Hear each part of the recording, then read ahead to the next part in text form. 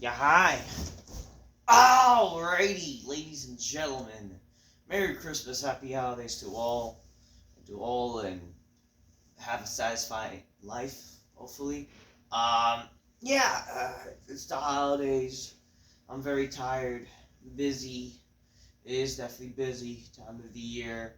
But never fear, Zubair is here. It is time for your late night. Well, not late night, it's late out of date. Early morning Raw review. The Raw before Christmas. And I just want to make sure that this is still filmed. I want to make sure this is being filmed properly. Yeah, we got it. I think so. Hold on a second, ladies and gentlemen. Oh, before that, I want to showcase something. I want to showcase, this is the Christmas tree we have. Right now, it's not completed. We just never had the time to complete the tree today, or, for the holiday, so. Okay, come on. Alright, come on, showcase. There we go. Hey, kids. Well, we got that good. Alright. So it's the holidays, very busy stuff. What doesn't sadly help the holidays to make it seem as a wonderful time of the year is Raw, because Raw was a very boring, terrible show before Christmas. And this was taped. And I get it, they want to have the wrestlers spend time with their families or whatever. I get it, okay? But like I said, first of all, this show, this was not, this was not, before freaking, this was not even Christmas Day, What they could have easily done, they could have easily had done the show live, and they should have made this show, I guess, maybe like a Saturday night main event style show, Basically the same effort they did for Saturday night main event. They do it on this show, try to make the show at least a bit exciting, you know what I mean? But no, they don't want to, WWE, they don't really care to make shows exciting anymore. Especially tape shows. They sadly don't really bother to make tape shows exciting. But remember when shows, even tape shows that WWE used to do before, and they were still good? Again, one of the most important tape shows they ever done in their lives was Mick Foley winning the WWE title on Monday Night Raw. And that beat WCW. That was one of the most important tape shows they have ever done. And they sadly never replicate styles of shows like that ever again in a long time, I don't know. And, it's also kind of unfortunate. Why the hell would they tape a show the week prior? Why not, I don't know, couldn't they have done a show, if they were not going to even do a Raw on the Monday, couldn't they have recorded a Raw on the Sunday? You know what I mean? Before the holidays? I don't know. I don't know. Whatever. And, it's just the years ago, they used to do shows where, they'll have a show, a Raw, not necessarily on, the same night they'll do two Raws, you know what I mean? They would do a Raw just, on a different day to tape for the next day because, they have to do stuff. I feel like that would be a better way because, again, they're doing, a prior Raw, which would make people very tired, the week prior where they're having to do two Raws, just, ugh, you know what I mean? But whatever, what's done is done. You can't change whatever they did. We're just going to go based on what they did on the show. And from what I know, people even said the show was pretty boring. And, whatever. Oh, but how dare we be criticized of a show that's taped, Let the wrestlers be with their family. Okay, of course. Yes, okay. Alright. Fine. But at the end of the day, the show was garbage. What do you want me to say? And if anything, how does it make any sense really for the wrestlers to be fucking having people are making it seem they're on the road, they can't see their families. Okay, of course. But like, you're making it seem like, you know, what about the fucking people from the army, for fuck's sakes, huh? What about the people from the fucking military? Tell that to the people, man. Tell that to the people in the army who have to endure more shit, that they're the ones that are consistently not home. You know what I mean? And again, like, these wrestlers, they're not even having like the same schedule as the wrestlers from back in the day, so they don't really have it that hard. You know what I mean? So I don't know what the fuck to tell you. Like, oh, you know, these wrestlers, you know, they need a break, and like, motherfucker, you act like these wrestlers are fucking held hostage. Whatever. Anyway, so the Raw happened. Oh man, I'm trying to review this fucking show. What the hell is going on? Why did my laptop shut off? Well, my laptop shut off. I'm trying to fucking, read the results, but I'm very tired actually. So okay, come on. Sorry about this. Oh, come on. Oh, why did it shut off? Oh no. It was charging. What the fuck?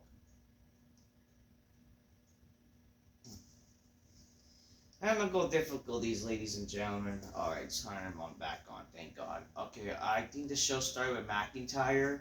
Mcintyre, he talked about how, you know, it's ironic, like, I guess, like, for some reason on purpose, like, the opening of the show, it just makes it like a shoot, like, you know, how did fans want a taped show, you know, we are just wanna, like, I don't know, it just feels like they were, like, shooting the fans in a weird sense, like, they were mentioning the whole, you know, how wrestlers miss their families and type of shit, or whatever. We'll definitely talk about that. Okay. Alright. Drew McIntyre. Left the Hell in a Cell. I have never been so beat up in my entire life. 60 staples in my head, my back almost broken from landing in the steel steps. And I went home to Scotland. The reason I went home because I haven't really talked about it publicly is because a very close family member passed away. Some people are probably feeling sympathetic right now. Maybe some of the guys in the locker room are saying to each other, I didn't know. Maybe if you cared enough, maybe you would ask. Over the past 2 months, guess how many people checked on me? Not on how I was doing mentally, how I was doing physically after the violence of Hell in a Cell. One person? These past 17 years, I've been led to believe that we are a big happy family in the back. We're brothers and sisters. We travel the world together. We spend more time with each other, more time than after families. But it's all BS. My brother John in Scotland wouldn't stab me in the back to take my spot. But people like Jimmy J, Sami, 100% would. You just proved my point after watching the horrible things that Jay and his family did to people like me. He said, "I'm a changed man." He does not like the cute little hand sign. It's a stupid made up word. You just forget about it and move on. And the other thing I realized is I've been given all this time. You turned on from someone who's been gone for years. You told yourself to screw yourself, and kept fighting for you. I believe deep down you believed in me. I believed in you, and I bled out of Hell in a Cell. And when I was gone, you instantly forgot about me. And for now, I gave nobody for anybody. Drew McIntyre's gonna take. And I'm gonna keep telling the truth. And the truth is the real events of WWE are Roman Reigns and CM Punk. And if you chose to prop them up, I mentioned their names already. Jay, Jimmy, and Sami, for instance. The things Roman did to you, he comes back, he takes a vacation, they cheer for him, and he snaps his fingers, and he will right back his side. It's pathetic. I suggest everybody who have ever wronged Drew McIntyre sleep with one eye open, because I'm coming for you. Then Sami comes out like, Drew, you're angry. You don't always have to believe me. You don't have to believe me, but you think everyone has their ultimate moments, and that's fine. I'm telling you, me personally, man to man, I don't know what happened to you while you were in Scotland. I thought everyone else, you were recovering one of the most vicious Hell in a Cell matches of all time. But that's what I know. That's what I thought. I know what all the guys and girls in the back thought. I know that all the fans thought, okay? And so believe me what you want to believe or not. That's up to you. But I'm gonna level you up here for a second. You talk about your 17 years, 22 years in the game, all right? Everything you talked about, I went through. You talk about losses, I had losses. Trust me, I had losses that I had to put on the side of work. The same week, the sacrifices you talked about, the birthdays, families, funerals, you should have been there, but you weren't. I've done them, and I missed them all. But I put unnecessary stress on my wife and my kids. I do that because, you know why? Because this is the life that you and I chose. We are WWE superstars. We are lucky to be WWE superstars. And you think that you're just your story of my story. You know who else have stories like this? Every single people are sitting in the stands. Every single people watching home. The kids who struggle at school. The people who struggle at school. They struggle economically, physically to have their losses, to have their sacrifices. And they still get up every day and do whatever. They get a shoulder up and this is a long promo. And then you turn around and you actually want to do something with your fingers and say, "What? I forgot about that, brother." They don't forget about you. They made you, and it's like, oh man, this is just. How is this a babyface promo? I don't get this. And you think this world revolves on you? And once upon a time that you were a kid and someone told you you were the chosen one. I got big news for you, Drew. You're just mad. They didn't make you special. And now you think that what everybody does and sign up to you. Guess what? What Jimmy has nothing to do with you. What Jay does have nothing to do with what I do has nothing to do with you. But Drew, if you still walk around angry all the time, pointing fingers at them, you have a problem. I have no problem. I have no problem being your problem. But right now, you're facing it right now.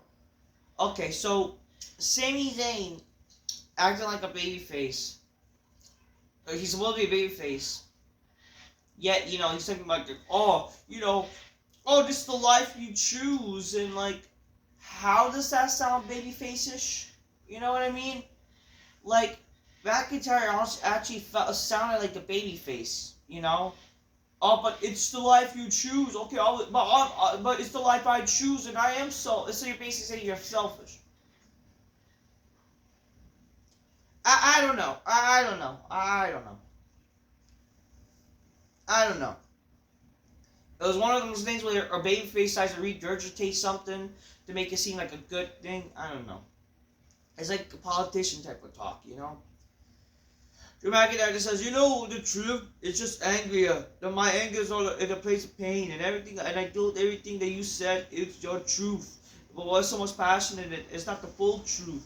The way you're spinning things, is he not wrong spinning things? And you come to fly back to your family every week and be them. I'm halfway across the world. The people at Boston, never going to leave Boston. They're going to be with their family 24/7. I don't have the luxury. I'm going to remain calm. Because I'm gonna look at you in the eye and tell you the truth. You want to fight. You want this. You don't want this fight. You know the result. We wrestle time after time again, and you never beat Drew McIntyre. And I suggest that if you that you are not 100% healthy, I saw your wife and get in the back. I suggest you walk back there. You take her hand and leave this arena because everybody in the bloodline, you're the least of my worries. So again, he sounded like a babyface here, like he did, I don't know what to tell you guys. Like, this is just like how I don't get it. I don't get this shit. Whatever. The same thing that says, well, you definitely. And he also mentioned like, great, like they wrestle time after time again, and yet like they're talking about it, and yet they're gonna fight again. Like, oh my god! And it's like the same fucking match you see so many times. It's like if you're gonna do rematches, can you change up the stipulation, do something different? It's like every time it's the same fucking match. Why are you doing the same fucking match? I don't know. Sami says, well, you're definitely right about a couple things when it comes to wins and losses. You got my number, but you're right about that. But I'm not 100%, and I have never been 100% since I made an event, and you're right about that. But that's right, though. Smart thing to do is go home, celebrate, be healthy during the holidays. But I would do so much rather than this, and he fucking attacks fucking McIntyre. And then, like, this Lisa McIntyre, like, retreated, but then He headbutts Zayn, but this leads to Jey Uso storming the ring and makes a save. And Jey clotheslines McIntyre with the top rope. So how does this make fucking Jey look good? Like, doesn't this look like a heel shit? Like, how does this make McIntyre look like the bad guy when, again, Sami attacked him first and he had to get... I don't get this shit. I actually don't get it. Like, what the fuck? Adam Pearce calls the Pure Fusion Collective, whatever the fuck, they attack Kari and whatever. I don't give a fuck.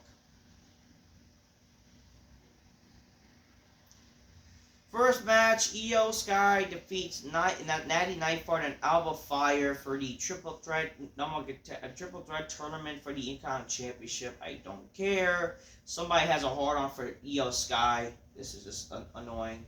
We then see the Judgment Day with their stupid clubhouse, like how they're livid, you know. They're livid for what happened with the Judgment Day. And this is some of their holiday season, but you know, like no other. But then you know they're arguing like fucking 12-year-olds. Like fucking Liv Morgan's like, you know, you should just forget about Damien Priest and like not got involved. And it's like. You know what? Screw do this. I'm gonna get revenge on Damien Priest. I'm gonna challenge him to a match, and the match happens like 10 minutes or something. I don't know. There's supposed to be a fan. I don't fucking. What kind of dumb shit is this? This is a stupid segment, by the way. Sami Zayn wished that Jey Uso had the heads up before coming back, and Jey needed to handle his business. McIntyre tonight, and he's gonna back up whatever, and then. I don't know. We get a recap of the headquarters segment from the YouTube they did with Netflix. Whatever. Yeah. This is just again them not really showing their much effort for Netflix.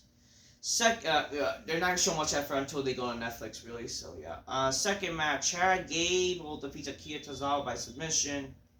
We then see Xavier Woods called Dominic Mysterio a pro-cast Tom Shellick. We do see the New Day have a segment with what's his name, Rey Mysterio again, and whatever. You know, it's kind of the same shit as last week, really. Third match, Damien Priest defeated Dominic Mysterio by disqualification because of the Judgment Day, but then the War Raiders helped Damien Priest after the Judgment Day attacked him. Blah blah blah. We gotta sit down and reset Rollins. You know, thank you for having me.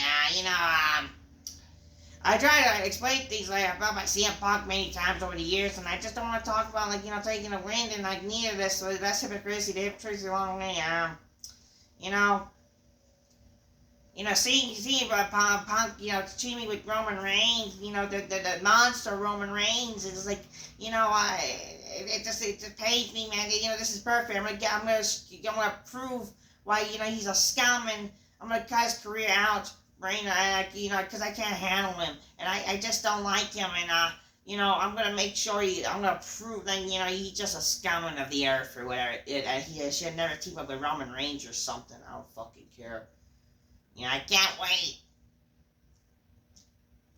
The Miz defeats Dexter Lumis by Dexter Lumis defeated The Miz by disqualification because of the Final Testament. The other Wyatt 6 people they saved up, and then we didn't see even how not that I care. Damien Priest thanks the War Raiders for helping him. We see a Pentagon Junior vignette.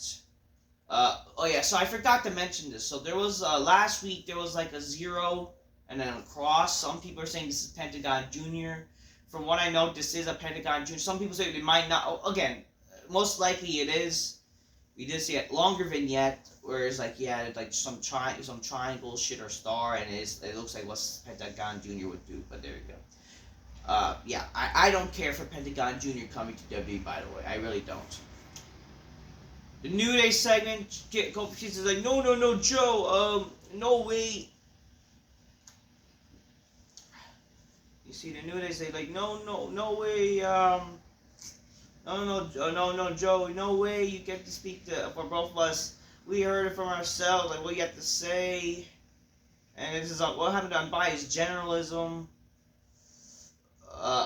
Okay, apparently, like, oh, it's like 34, and you guys booing us, turned on us, come on, why y'all upset? This is supposed to be a homecoming for us, my mother's here from down in West Africa, and then they showed off a fake mother of a fake mom of Kofi Kingston. It's definitely not a mom at all. And then, like, all the moms said, you should be ashamed of yourself, son. Yeah. So, like, yeah. Wow. Now get heat, supposedly. Not that I really care. Next week on Raw, the Judgment Day will face David Priest and the War Raiders. CM Punk and Seth Rollins will be under the same show. Women's Intercontinental Championship tournament crap, and Chad Gable will finally collide with Otis. Rey Mysterio apologized to the New Day of how they treated him last week. Well, what they did to Big E was out of pocket, and if they want to fix things, they need to start by apologizing in the locker room, and then Kofi takes the issue of notice, but they're not apologies for anything, and then they call Rey a hardhead, whatever. The main event, Drew McIntyre defeats Sami Zayn again. The Bloodline did get involved, and then this leads to freaking, Jey Uso getting involved with Jey Uso getting involved, and then they both get attacked by the Bloodline, and that leads to them standing tall. So what should have had it ended at War Games, this whole Bloodline thing, where it's like, Bloodline versus New Bloodline thing should have ended. It's still basically continued. Everything that had been, was supposed to be part of War Games is still continued. I don't know what to tell you. Again, building to freaking Raw on Netflix, because, Roman versus Solo. But, whatever. Anyways, I didn't care. Again, I'm tired of the same fucking garbage matches, the same rematches. Again, Dominic versus Damien Priest, the same fucking match we've seen how many fucking times. And, now McIntyre and Sami. What doesn't get tired of doing the same thing is treating your colas magnificently, alright? Let me just pour this up. Ow! Anyways, this is probably not good. Oh, shoot. Alright. Alright. Oh, shit, oh, yep. Alright, guys. Merry Christmas. Happy holidays. I hope y'all have a good one. It is Christmas Eve. Y'all take care. God bless. Enjoy yourselves. Be safe. Have fun. Have a very happy holiday indeed. I wish y'all the best. I absolutely appreciate y'all. The game calls Magnificent Spider-Man bitches go, oh shit. Alright. Thankful for y'all. Till next time. Peace. Yeah, bye. Alright. Take care, everybody. Merry Christmas.